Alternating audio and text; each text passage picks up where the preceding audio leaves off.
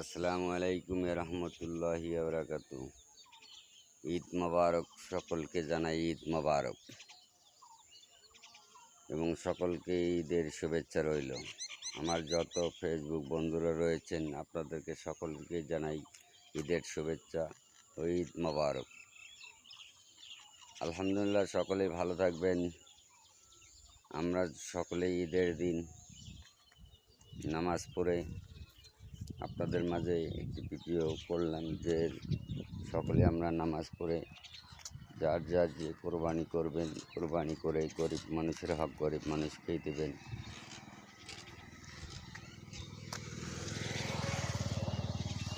এটা হলে গরিব মানুষের হক, গরিবের হক গরিবকে বুঝাই দেবেন। ধন্যবাদ সকলকেই। আবারও ঈদ মোবারক।